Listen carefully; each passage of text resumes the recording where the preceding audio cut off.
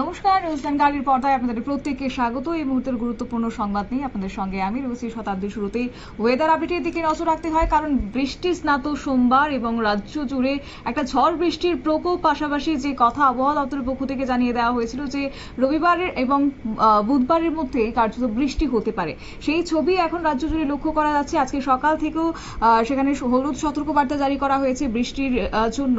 ইতিমধ্যে 40 থেকে 50 কিলোমিটার বেগে বইতে শুরু করেছে বাতাস, এমনটাই কিন্তু আবহাওয়া দপ্তরের পক্ষ থেকে জানিয়ে দেওয়া হয়েছে। যদিও বিস্তারিত যাব কোন কোন জেলার ক্ষেত্রে বিশেষ করে সতর্কবার্তা রাখছে আবহাওয়া দপ্তর, আমাদের সঙ্গে যুক্ত হয়ে গেছে প্রতিনিধি অঙ্কিতা বর্ধন। অঙ্কিতা, কি জানতে পারছো এবং কি বলছে হাওয়া অফিস? দেখো, সকাল থেকেই কিন্তু আমরা দেখেছি মেঘলা আকাশ। তারপর পরই সকাল ঠিক 8টা নাগাদ দেখা গেছে একটা দমকা হাওয়া, এবং এরপরেই কিন্তু ঝমঝমিয়ে বৃষ্টি নামতে শুরু করে। পশ্চিম জেলার ক্ষেত্রে কিন্তু গতকালই জানিয়ে দেওয়া হয়েছিল যে 24 ঘন্টার মধ্যে বৃষ্টির সম্ভাবনা রয়েছে। সেই অনুযায়ী দেখা গেছে যে 24 ঘন্টার মধ্যেই কিন্তু পশ্চিম জেলায়, তার পাশাপাশি ধর্মনগর সহ প্রায় রাজ্যের সবকটি জেলাতেই কিন্তু বৃষ্টি হয়েছে। এই এক পশলা বৃষ্টি আমরা দেখতে পেয়েছি গোটা রাজ্য জুড়ে, এবং এতে ঝড়ঝঞ্ঝার প্রকোপ তা কিন্তু শুরু হয়ে গেছে একেবারে বৈশাখ মাসের প্রথম থেকেই, এবং এই গোটা বৈশাখ মাস কিন্তু এই ঝড়ঝঞ্ঝার মধ্য দিয়েই যাবে। কারণ সকাল থেকে মেঘলা আকাশ, তারপর হঠাৎ করে দমকা হাওয়া, এবং এই যে বৃষ্টি রাজ্য জুড়ে তার যে ইনিংস আমরা আজ দেখতে পেয়েছি তা কিন্তু আগামী 24 ঘন্টার জন্য থাকছে। তার পাশাপাশি একটা চড়া হলুদ সতর্কবার্তা জারি করে দেওয়া হয়েছে রাজ্যের জন্য। কি সেই হলুদ সতর্কবার্তা? হেভি রেইনফল, অর্থাৎ স্বাভাবিকের থেকে বৃষ্টি, অতি ভারী বৃষ্টির কিন্তু এই মুহূর্তে একটা সম্ভাবনা কিন্তু আগরতলা হাওয়া অফিস দিয়ে দিয়েছে। এবং আগরতলা হাওয়া অফিসের বার্তা অনুযায়ী হেভি রেইনফল থাকছে সিপাহীজলা ডিস্ট্রিক্টে, সব থেকে বেশি হেভি রেইনফল।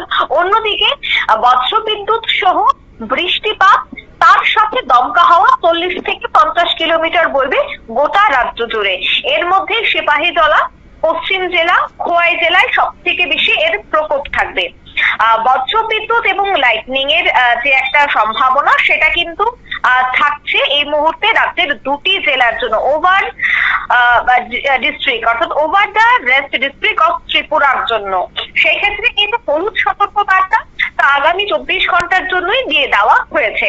এছাড়া এখনো পর্যন্ত যে বৃষ্টিপাত, সেই বৃষ্টিপাতের পরিমাণটাও কিন্তু গত 24 ঘন্টা থেকে এবার অনেকটাই বেড়েছে।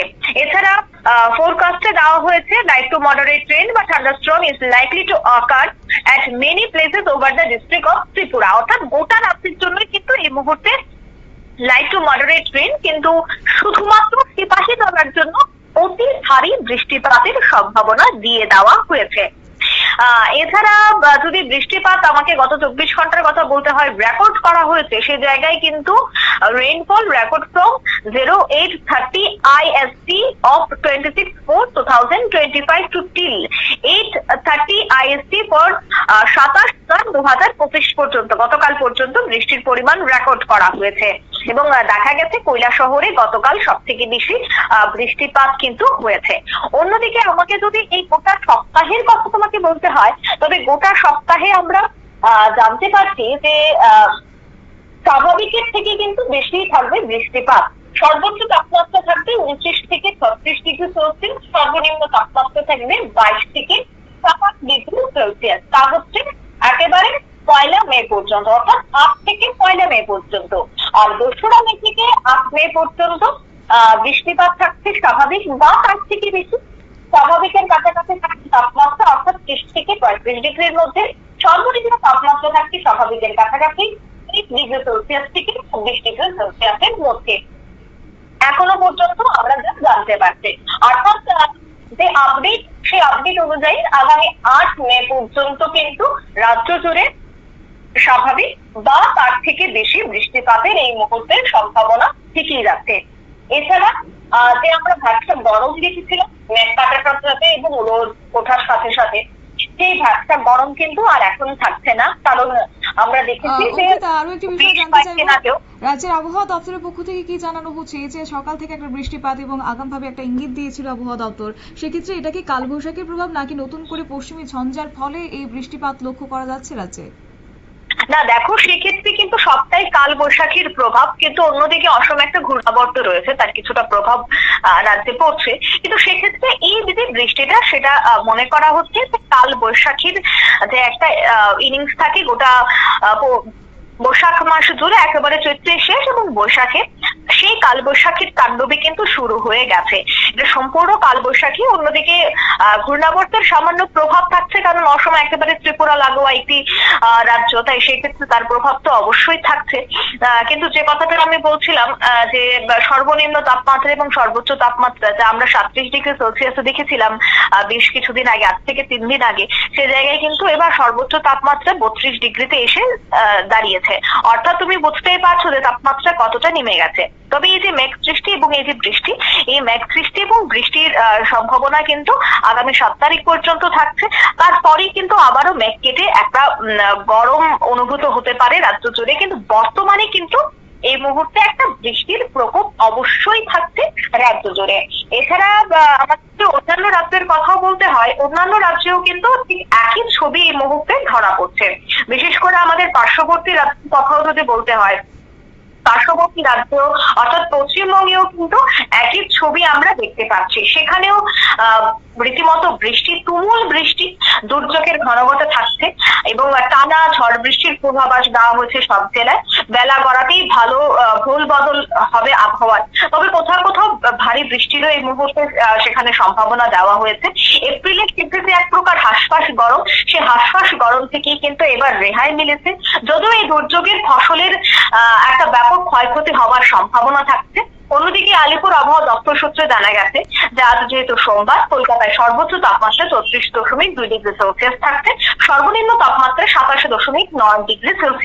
এছাড়া চলতি সপ্তাহে ঝড় বৃষ্টির দাপটে তাপমাত্রার পারদ নামবে জেলায় জেলায়। বিশেষ করে কলকাতা সহ দক্ষিণবঙ্গের সব জেলায় দুর্যোগপূর্ণ আবহাওয়ার পূর্বাভাস রয়েছে। টানা 7 দিন সব জেলায় বজ্রবিদ্যুৎ সহ হালকা থেকে মাঝারি বৃষ্টিপাত হতে পারে। কয়েকটি জেলায় ভারী বৃষ্টিপাতেরও কিন্তু সম্ভাবনা থাকছে। অন্যদিকে মেঘালয়, শিলং, দার্জিলিং, সে সমস্ত জায়গাতে অর্থাৎ পাহাড়ি জায়গাতেও কিন্তু বৃষ্টির একটা সম্ভাবনা থাকছে। অন্যদিকে আমাদের পার্শ্ববর্তী একটি দেশ অর্থাৎ বাংলাদেশের কথা যদি বলতে হয়, বাংলাদেশেও কিন্তু এই মুহূর্তে একটা বৃষ্টির সম্ভাবনা দিচ্ছে। কারণ বাংলাদেশ আবহাওয়া দপ্তর জানাচ্ছে যে ঢাকা সহ বেশ কয়েকটি জায়গায় এই মুহূর্তে বাংলাদেশে বৃষ্টি হচ্ছে। বাংলাদেশে মেঘ সৃষ্টি হওয়া এবং বৃষ্টি, তার প্রভাবও যথেষ্টই ত্রিপুরায় পড়বে, কারণ আমরা জানি যে ত্রিপুরায় 3 দিকে বাংলাদেশে ঘেরা, তাই সেক্ষেত্রে বাংলাদেশের প্রভাব অবশ্যই ত্রিপুরায় পড়বে। তাই সেক্ষেত্রে কিন্তু আগামী কয়েকদিন আমাদের সেই বৃষ্টির মধ্য দিয়ে কাটাতে হবে। তবে অতি বৃষ্টি ফসলের জন্য অনেকটা ক্ষতিকর হবে, কারণ দেখো এতদিন যাবত একটা খরার পরিস্থিতি তৈরি হয়েছিল চৈত্র মাসে বৃষ্টি না হওয়ায়। তারপর এই বৃষ্টি অনেকটাই স্বস্তিদায়ক হয়েছে কৃষকদের জন্য, কারণ জলসেচের একটা বড়সড় সমস্যা তাদেরকে পড়তে হয়েছে। কিন্তু এবার যেহেতু বৃষ্টি হয়েছে অনেকটাই সত্যি, তবে এই বৃষ্টি যেন কাল না হয় তার প্রার্থনাও কিন্তু করছে কৃষককুল। শতাব্দী, ধন্যবাদ অঙ্কিতা।